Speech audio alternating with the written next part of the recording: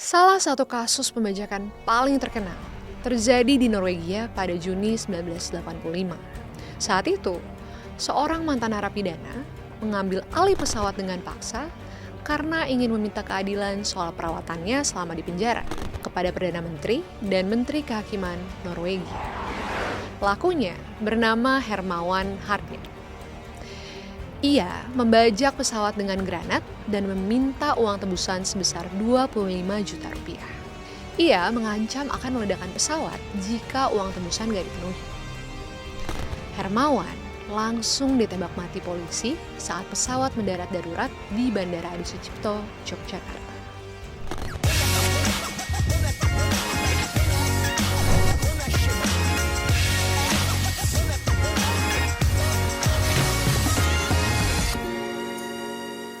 Hey guys, welcome back to my YouTube channel. Seneng banget akhirnya ketemu kalian lagi di Cockpit Talk.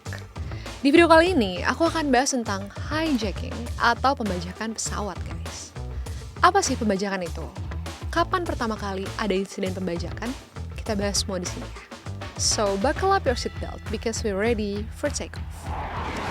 Istilah hijacking mengacu pada pengambilan alih sebuah pesawat terbang oleh individu atau sekelompok orang bersenjata. Tujuan utamanya bukan untuk merampok barang kargo, melainkan untuk sang pilot terbang sesuai arahan atau instruksi dari pembajak. Dalam banyak kasus, pembajak juga menggunakan penumpang atau awak pesawat sebagai sandera, guys. Pembajakan pesawat pertama di dunia dilakukan oleh kaum revolusioner bersenjata di Peru pada tahun 1931. Kemudian, pada akhir 1940-an dan 1950-an, banyak kelompok yang membajak pesawat untuk melarikan diri dari Eropa Timur ke Barat. Pemerintah Amerika Serikat pun menganggap pembajakan pesawat sebagai kejahatan federal setelah maskapai penerbangan mereka ditargetkan pada awal 1960-an. Setidaknya ada 130 kasus yang terjadi sepanjang 1968 hingga 1974 yang motifnya berubah ke arah politik. Sekarang kita sedikit ulas kasus-kasus pembajakan yang pernah terjadi ya guys. Salah satu kasus pembajakan paling terkenal terjadi di Norwegia pada Juni 1985. Saat itu, seorang mantan narapidana mengambil alih pesawat dengan paksa karena ingin meminta keadilan soal perawatannya selama di penjara kepada Perdana Menteri dan Menteri Kehakiman Norwegia. Dalam keadaan mabuk, pembajak itu mengancam kru pesawat menggunakan pistol. Untungnya, gak ada korban jiwa dalam insiden ini. Dan pelaku juga menyerahkan diri. Kasus lainnya terjadi pada tahun 1994. Yang kali ini, motifnya demi mendapatkan asuransi jiwa. Pelaku bernama Auburn Calloway. Dia melakukan aksi pembajakannya dengan menyerang pilot dan berencana menjatuhkan pesawat agar terlihat seperti kecelakaan. Hal ini dilakukan tepat setelah istri Calloway meninggal dengan harapan anak-anaknya bisa mendapat asuransi dari kematiannya. Beruntungnya, kru pesawat berhasil menaklukkan Calloway dan menggagalkan rencana bunuh diri tersebut, guys. Ia kemudian dijatuhi hukuman penjara seumur hidup. Ada juga nih kasus lain yang bikin geleng-geleng kepala.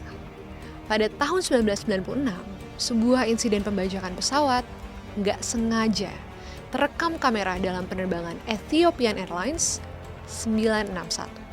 Saat itu, 3 pembajak Ethiopia berusaha mencari suaka politik ke Australia. Namun, karena kondisinya kacau dan nggak terorganisir, akhirnya 125 orang dari total 175 penumpang dan awak kabin tewas, termasuk 3 pembajak karena pesawat kehabisan bahan bakar.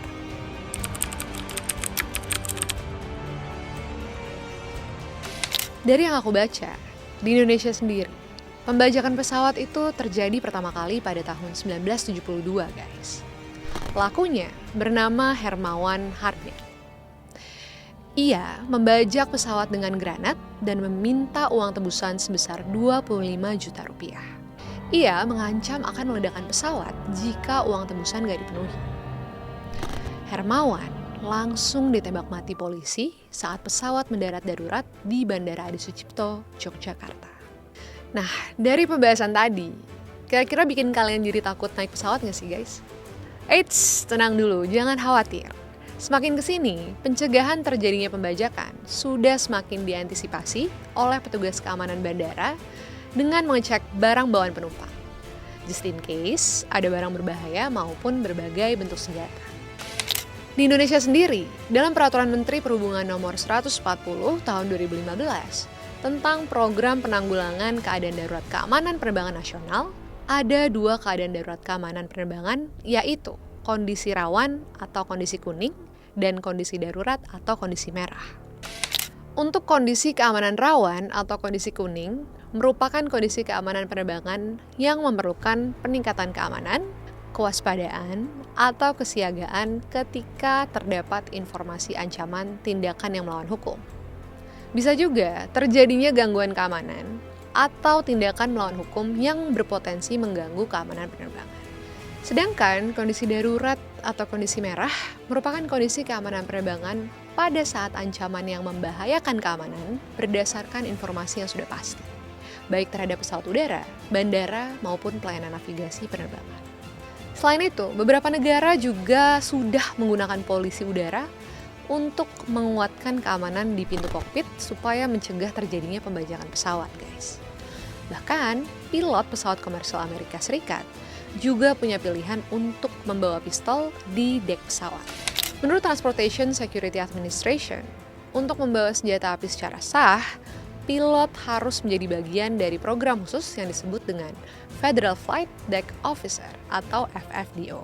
Program ini membutuhkan pelatihan khusus dan pilot yang mendaftar memiliki batasan yang sangat ketat tentang kapan mereka dapat menggunakan senjata api. Jadi, pilot nggak bisa tuh asal pakai senjata api setiap kali keadaan menjadi nggak kondusif di dalam pesawat. Senjata api baru bisa digunakan untuk pelanggaran kriminal dan terorisme yang serius. Ada juga sebagian penerbangan yang telah menambah sistem remote control agar pesawat tidak bisa dikendalikan oleh sembarang orang. Oke guys, sekian dulu pembahasan hijacking kita kali ini. Kira-kira topik apa lagi yang mau dibahas? Please komen di bawah, atau kalian bisa juga komen di sosial media aku yang lain ya, such as Instagram dan juga TikTok. And don't forget to like, share, subscribe, dan komen yang banyak. Aku mau tahu banget nih, kalian tuh mau tahu apa lagi sih tentang dunia aviasi? Dan pastinya akan aku bahas di next video. So thank you guys for watching and have a safe flight.